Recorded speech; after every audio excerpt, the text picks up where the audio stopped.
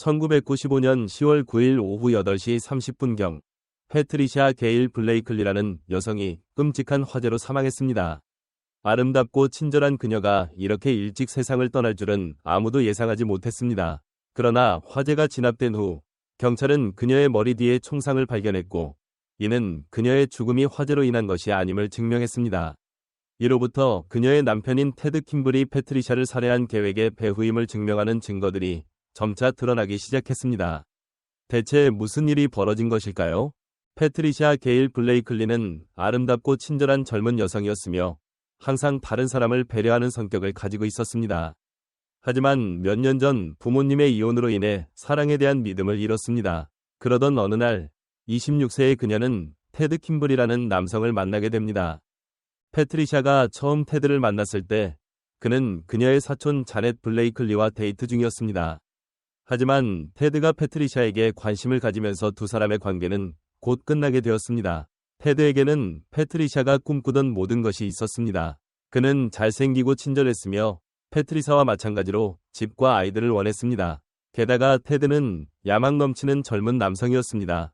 테드가 청혼하자 패트리샤는 기쁨에 찬 나머지 즉시 받아들였습니다. 1994년 5월 7일 패트리샤는 미국 노스캐롤라이나주 플레전트 가든의 교회 예배당에서 테드와 손을 맞잡고 행복한 결혼식을 올렸습니다.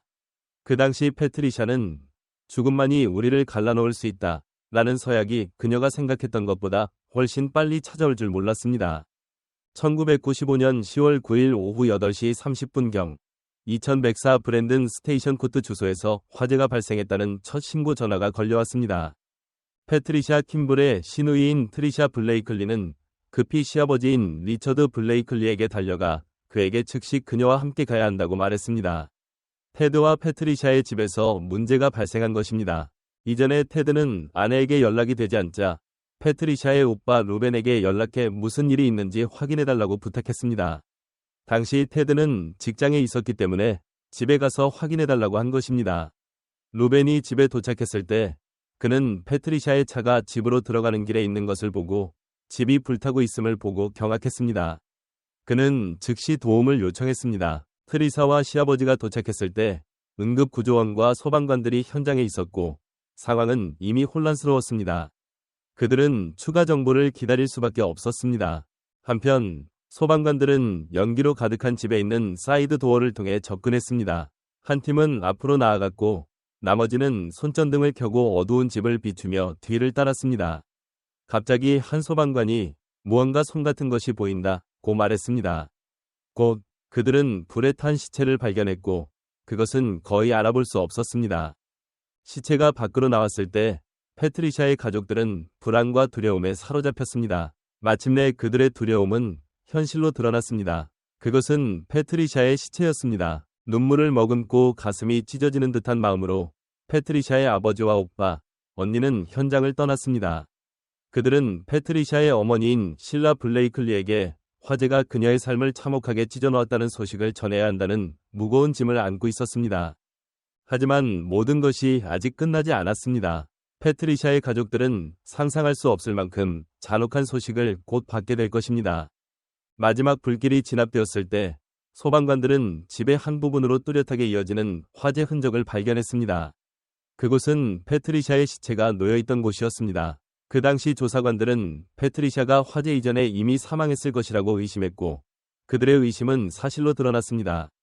부검 결과 패트리샤가 사망한 원인은 머리 뒤에 총상을 입었기 때문임이 밝혀졌습니다. 패트리샤의 모든 가족과 친구들은 놀라움을 금치 못했습니다.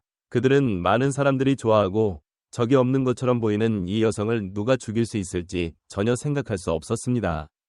화재가 완전히 진압된 후 조사관들은 집의 주요 침실이 뒤집혀져 있고 뒷문이 강제로 열렸지만 아무것도 도난당하지 않았음을 발견했습니다. 보석, 돈, TV, 카메라 모두 집에 남아 있었습니다. 경찰은 사건에 사용된 것으로 추정되는 권총도 발견했지만 손상 정도가 심해 지문을 채취할 수 없었습니다. 패트리샤의 남편 테드 킴블은 그 시간에 아내가 교회에 갔어야 했다고 말했지만 그녀의 차는 집에 있었고 아무도 그녀와 연락이 되지 않았습니다. 다음 날 위료 검시관은 패트리샤 킴블이 화재가 발생하기 몇 시간 전인 오후 4시경에 살해되었음을 확인했습니다.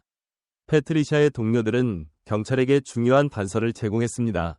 그녀는 3시 30분에 직장을 떠났습니다. 그러나 그녀의 차는 집으로 들어가는 잔디 위에 부분적으로 주차되어 있었고, 이는 그녀가 집에 도착했을 때 다른 차가 이미 그곳에 있었음을 시사합니다. 조사관은 패트리샤가 그 사람이 누구인지 알았어야만 집에 들어갔다고 생각했습니다. 그렇지 않으면 그녀는 집에 들어가지 않았을 것입니다. 왜냐하면 얼마 전에 그녀의 집에 도둑이 들었기 때문입니다. 남편인 테드는 당시 일하고 있었기 때문에 알리바이가 있었고, 그녀의 부모와 오빠, 시누이도 이 사건과 무관하다는 증거가 있었습니다. 패트리샤의 시동생 로니 리킴블은 군대에서 복무 중이었지만 휴가를 얻어 집에 있었습니다. 그는 패트리샤가 사망한 시점에 형의 가게에 있었다고 진술했습니다. 그 시점까지 모든 용의자들은 알리바이가 있었습니다. 경찰은 답보 상태에 빠져 사건 현장으로 다시 돌아갔습니다. 그곳에서 화재 잔해 속에서 패트리샤의 일기장을 발견했고, 그녀와 남편의 결혼 생활이 처음에 들었던 것만큼 행복하지 않다는 사실을 알게 되었습니다. 일기장 안에서 패트리샤는 남편 테드 킴블이 거의 그녀에게 관심을 두지 않는다고 썼습니다. 그녀는 테드가 집에 많이 머무르지 않기 위해 자신을 피하기 위해 파트타임 일을 시작했는지 의문을 품었습니다. 가족들을 신문한 후 경찰은 또 다른 중요한 단서를 발견했습니다.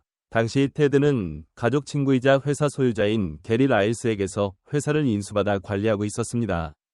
게리와 대화하면서 경찰은 테드가 부도덕한 남자였으며 애인을 자주 바꿨다는 사실을 알게 되었습니다. 테드는 패트리샤의 사촌 자넷 블레이클리와 연애할 때도 동시에 패트리사와도 사귀고 있었습니다. 게리는 테드에게 사업을 맡기고 싶어 했습니다. 그러나 그는 이 일이 일어나기 전에 테드에게 안정된 삶을 갖고 결혼을 해야 한다고 말했습니다. 불과 몇 주 후 테드와 패트리샤는 약혼했습니다. 얼마 지나지 않아 그들은 결혼했습니다. 경찰은 계속해서 테드에게 그의 전 연인이 패트리샤에게 해를 끼치려 했다고 생각하는지 물었습니다. 테드는 패트리샤가 매우 질투심이 많았고 자존감에 문제가 있었다고 말했습니다. 테드와 연애할 때 패트리샤는 사촌 자넷에 대해 매우 질투심을 보였습니다. 경찰은 자넷을 신문했지만 그녀는 사촌 언니에게 해를 끼친 사실을 부인했습니다. 자넷은 경찰에게 테드가 패트리샤에게 약혼하기 불과 몇 주 전에 같은 반지를 가지고 자신에게 청혼했다고 말했습니다. 자넷은 테드가 자신에게 결혼을 강요했기 때문에 스스로 테드와 헤어졌다고 말했습니다. 동시에 경찰은 노스캐롤라이나주 그린즈버러에 있는 범죄 신고 한라인으로 전화를 받았습니다. 익명의 젊은 여성이 탐정들에게 며칠 전 패트리샤 킴블이 남편이 자신을 죽일 것 같아 두려워하고 있었다고 고백했다고 말했습니다. 그 여성은 테드가 패트리샤가 서명을 거부한 후 그녀의 생명보험 계약서에 서명을 위조했다고 말했습니다. 보험 대리인도 이를 확인했습니다. 이후 경찰은 다른 정보도 입수했습니다. 테드와 패트리샤가 결혼식을 올린 교회에서 일하던 사람은 패트리샤가 사망한 지 불과 10일 만에 다른 사람과 데이트하는 테드에게 분노했습니다. 또한 테드가 패트리샤의 시신을 화장한 것도 가족에게 큰 충격을 주었지만 그는 이것이 아내의 유언에 따른 것이라고 주장했습니다. 이러한 모든 행동들은 의심스러웠지만 수사관들은 그만큼의 증거로는 유죄 판결을 내리기에 충분하지 않다는 것을 알고 있었습니다.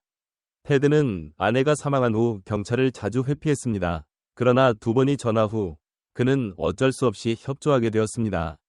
테드는 아내의 생명보험 계약서에 서명을 위조한 사실을 인정했지만 그가 그렇게 한 이유는 패트리샤를 귀찮게 하고 싶지 않았기 때문이라고 주장했습니다. 그 후 경찰은 테드의 동생인 로니 리킴블을 만나기 위해 노스캐롤라이나주 리준 캠프를 찾았습니다. 이상한 점은 패트리샤를 살해한 시간과 방법에 대한 몇 가지 질문에 대해 로니가 마치 프로그래밍된 것처럼 누가 패트리샤를 죽이겠어요? 라고 우월거리며 대답했다는 것입니다.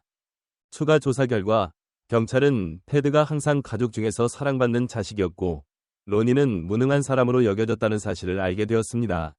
테드는 로니를 조종하는 것을 좋아했고 항상 동생 대신 중요한 결정을 내렸습니다. 얼마 후 경찰은 버지니아주 린치버그에 있는 한 변호사로부터 전화를 받았습니다. 그들이 도착했을 때 그들은 미치 휠러, 리준 캠프에서 로니의 동료와 그의 아내를 만났습니다. 어느 날 로니는 미치의 가족을 방문하고 싶다고 말했고 그의 아내를 데리고 왔습니다. 대화 도중 그의 아내는 경찰이 패트리샤의 죽음에 대해 조사를 위해 몇몇 가족에게 연락했다는 사실을 무심코 말했습니다. 이 말을 들은 로니는 바닥에 쓰러져 화를 내며 발로 차기 시작했습니다. 그러고 나서 갑자기 로니는 내가 그랬어, 미치. 내가 그녀를 죽였어. 내가 패트리샤를 죽였어. 라고 외쳤습니다. 너무 충격을 받은 미치는 왜 그랬어, 로니? 라고 물었습니다.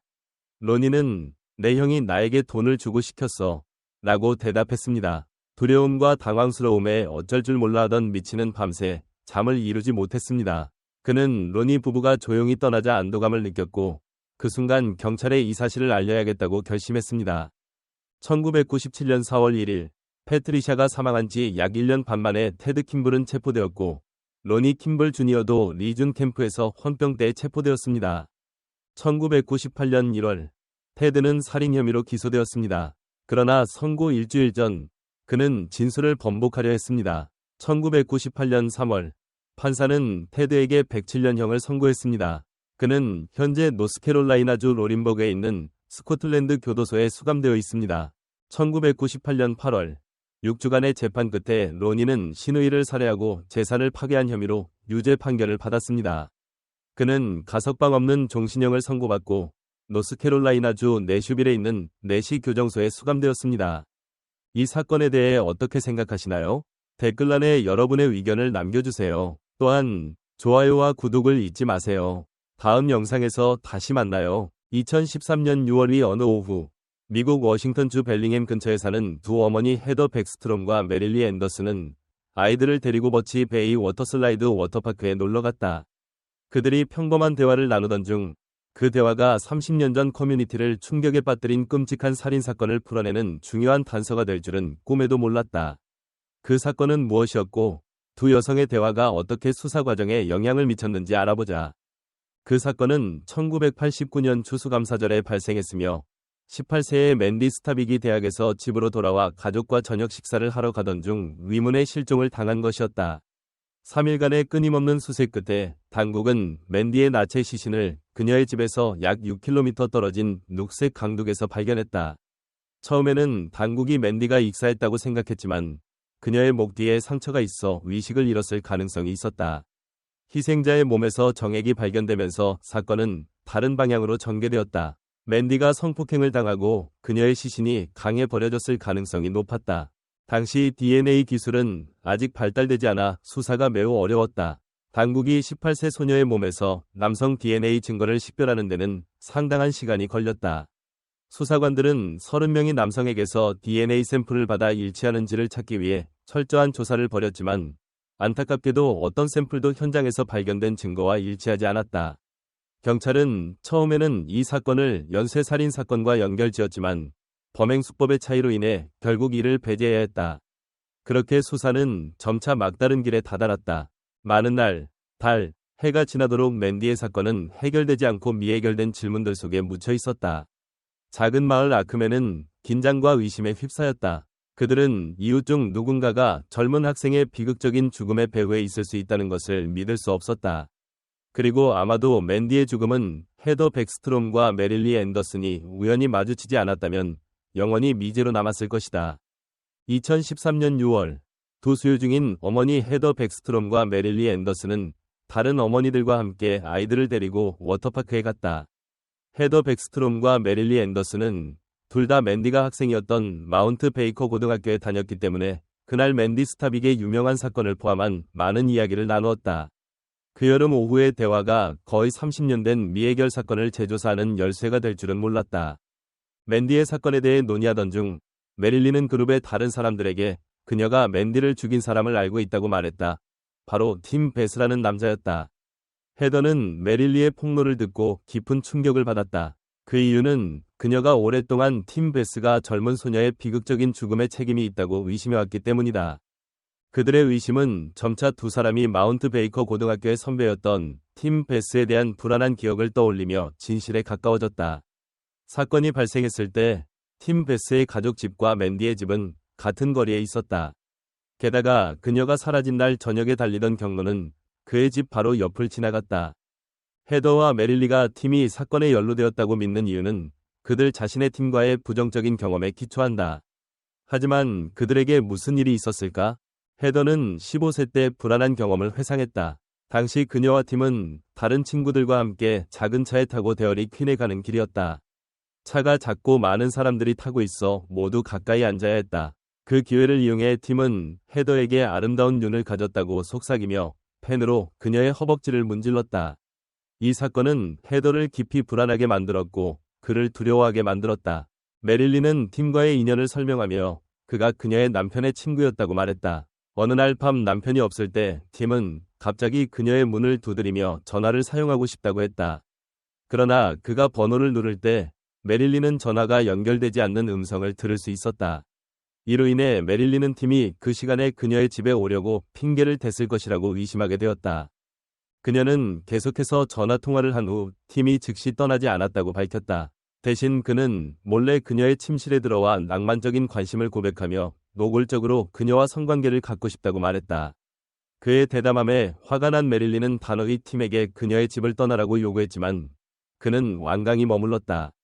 메릴리가 경찰에 신고하겠다고 위협하자 팀은 마지못해 떠났다. 오랫동안 팀이 맨디의 성폭행 가해자라고 의심했지만 두 사람 모두 그를 경찰에 신고하는 것을 두려워하고 꺼려했다. 그러나 그들의 만남과 논의 후 헤더와 메릴리는 팀이 그들 둘에게 비슷한 행동을 했다면 다른 많은 여성들도 그의 희생자가 되었을 것이라고 믿었다. 결국 그들은 용기를 내어 함께 경찰에 의심을 신고했고 이를 통해 오래된 사건의 끔찍한 진실을 밝혀냈다. 헤더와 메릴리의 신고를 접수한 경찰은 즉시 사건을 재평가했으며 30년 전이 DNA 전수조사에서 팀 베스가 타액 DNA 샘플 제공에 참여하지 않았다는 사실을 발견하고 놀랐다. 게다가 팀은 맨디의 살인 사건이 발생한 지 6주 만에 그의 여자친구 지나 말론과 결혼하고 이웃을 떠났다. 여기서 주목할 만한 점은 그가 겨우 20대 초반의 나이로 결혼을 시작했다는 것이다. 경찰은 팀이 소녀의 비극적인 죽음에 연루되었을 가능성을 의심하고 그의 현재 거주지를 방문해 그와 대화를 나누었다. 맨디에 대해 질문받았을 때 팀은 그녀를 모른다고 주장했다. 경찰은 아크메의 모든 사람들이 맨디와 그녀를 둘러싼 상황을 알고 있었기 때문에 이는 거짓말임을 즉시 알아차렸다. 더욱이 팀의 집과 맨디의 집이 가까운 거리에 있었고 그들이 같은 학교에 다녔다는 점은 그의 주장의 신빙성을 떨어뜨렸다. 그러나 경찰의 팀에 대한 의심을 굳힌 것은 그의 태도였다. DNA 샘플을 요청받았을 때 팀은 당국에 대한 신뢰 부족을 이유로 격렬히 거부했다. 팀의 비협조적인 태도는 경찰 수사에 약간의 장애가 되었지만 수사관들은 그의 DNA 샘플을 얻을 기회를 조용히 기다렸다. 불행히도 팀은 매우 교활한 사람으로 입증되었으며 항상 장갑을 끼고 직장에 아무것도 남기지 않았다. 이는 경찰이 그의 DNA를 확보하지 못하도록 하기 위한 높은 수준의 경계심과 노력을 보여주었다. 팀의 약점을 이용하기 위해 경찰은 그가 일하는 빵집을 방문해 그의 상사인 킴 웨이너의 협조를 구해야 했다. 처음에 킴은 경찰이 맨디의 사건을 조사 중이라는 사실을 알지 못해 단호히 거절했다. 그녀는 경찰이 팀에 대한 자세한 정보를 얻으려면 HR에 문의하라고 제안했다. 그러나 경찰이 맨디의 사건을 조사하고 있다는 사실을 알게 되자 킴의 태도는 완전히 바뀌었다. 그녀는 또한 살인 사건의 신속한 해결을 원했기 때문에 즉시 협조하기로 동의했다. 킴은 나는 어머니이기 때문에 경찰을 돕고 싶다. 내 딸에게 무슨 일이 생기면 누군가 나서서 도와주기를 바랄 것이다. 맨디의 어머니가 그녀의 딸의 살인범에 대한 진실을 아는데 위안을 받을 것이라고 생각하며 그녀를 돕고 싶다고 말했다. 그 후 팀 베스가 일터에서 보인 모든 제스처는 웨이너에 의해 면밀히 관찰되었다. 그녀는 그가 사용한 무언가를 발견하고 경찰이 그것에서 DNA를 얻을 수 있기를 기도했다. 그러나 그녀의 엄청난 노력에도 불구하고 팀은 며칠이 지나도 어떤 취약점도 드러내지 않았다. 사건이 또 다른 막다른 길에 다다를 것처럼 보였을 때 약 3개월 후 킴은 팀이 냉장고에서 플라스틱 컵에 든 코카콜라를 마시고는 소다캔과 플라스틱 컵을 쓰레기통에 버리는 것을 보았다. 그가 떠나는 것을 보고 킴은 재빨리 쓰레기를 뒤져 소다캔과 컵을 회수한 후 그것을 그녀의 책상 서랍에 숨겼다. 그녀는 팀이 자신이 한 일을 알아차리지 않기를 바랐다. 결정적인 단서를 손에 쥔 수사관들은 즉시 컵을 테스트해 보내었고 예상대로 법의학 전문가들은 그 컵에서 회수된 DNA가 맨디 스타빅의 시신에서 발견된 DNA와 완벽하게 일치한다는 것을 확인했다. 결정적인 증거에 직면한 팀 베스는 2017년 12월 12일 빵집 주차장에서 경찰에 의해 납치, 강간 및 살인 혐의로 체포되었다. 재판 중 팀 베스는 맨디와 낭만적인 관계를 가졌다고 인정했지만 살인은 강력히 부인했다. 그의 변호인단은 그들의 성관계가 합의된 것이며 강제된 것이 아니라고 주장하며 그의 정자가 그녀의 몸에 사망 2일 전까지 남아있을 가능성을 제기했다. 그러나 팀의 전 부인과 남동생은 그의 주장을 반박하는 증언을 제공했다. 팀의 전 부인은 그가 체포된 직후 즉시 이혼했으며 팀을 여성을 비하하고 통제하려 하며 폭력적인 행동을 즐기는 사람으로 묘사했습니다. 그녀는 팀이 그의 친모를 강압하여 거짓 진술을 하게 하고 10년 전에 사망한 그의 아버지에게 책임을 전가하려는 모습을 목격했습니다. 또한 팀의 남동생인 톰 베스는 팀이 그에게도 18세 소녀와 성관계를 가졌다고 거짓말을 하도록 압박했다고 증언했습니다. 결국 2019년 5월 24일 배심원단은 팀 베스를 살인죄로 유죄 판결을 내리고 최고 320개월의 징역형을 선고했습니다. 검찰은 팀이 계획된 살인으로 기소되지 않았기 때문에 종신형을 구형할 수 없었습니다. 그리고 맨디의 살인 사건이 마무리되기까지 정확히 30년이 걸렸습니다. 맨디 스타빅 사건은 티모시 베스에게 정당한 형벌을 내리고 거의 30년이 기다림 끝에 피해자에게 정의를 가져다준 사건으로 평가할 수 있습니다. 이 사건에서 우리는 귀중한 교훈을 얻습니다. 고급 DNA 기술은 증거 보존과 과학적 방법을 활용하여 어려운 사건을 해결하는 데 중요한 역할을 한다는 것을 강조합니다. 이와 함께 수사관들의 인내와 결단력, 그리고 지역사회의 협력이 차가운 피해 살인자를 정의의 심판대에 세우는 데 중요한 역할을 했습니다. 이 사건에 대한 여러분의 의견은 무엇인가요? 댓글 섹션에 공유해주세요. 채널 구독과 좋아요도 잊지 마세요. 이 영상을 시청해주셔서 감사합니다. 다음 에피소드에서 만나요.